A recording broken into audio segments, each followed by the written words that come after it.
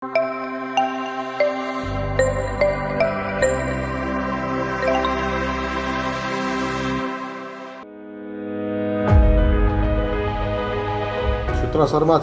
muhim bir qismi Sanoat qurilish bankini O'zbekistonda birinchi bo'lib yashil bankka aylantirishi. Bankimizning kredit portfelida yashil kredit portfelimizning ulushi 12% ga yetdi. Yashil makon umummilliy loyihasi doirasida bankimiz tomonidan faol ishlar olib borilmoqda va respublikada belgilangan vazifa sifatida yiliga 200 million ko'chat ekish va ko'chatlarning umumiy sonini 1 milliarddan oshirish orqali shaharlarda yashil maydonlarni 30% dan ortiqqa kengaytirish masalalari ko'zda tutilgan. Bankimiz tomonidan moliyalashtirilgan ekologik loyihalar natijasida mana 47 ming megawatt soat muqobil elektr energiya ishlab chiqildi.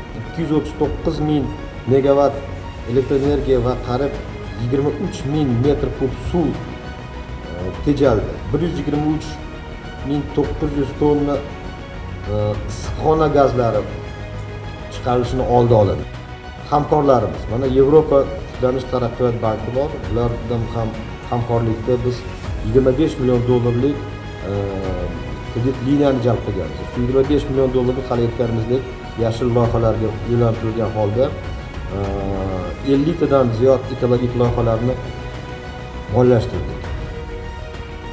Yashil iqtisodiyotni amalga oshirish bo'yicha amalga oshirilayotgan ishlarni yanada kengroq bizga gapirib bersangizlar.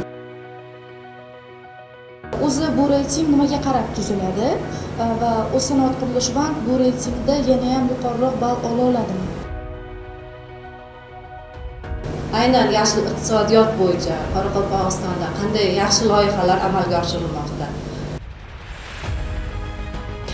Хотелось бы отметить, что мы со своей стороны получили сертификат EDGE на офис, который находится в Каракалпакстане.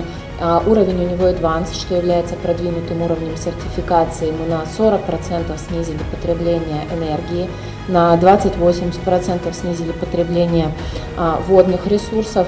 То есть мы учитываем требования, да, и международные повестки, и эти требования благотворно влияют на и республику в целом. Сегодня мы вручим этот сертификат команде Узпромстройбанка.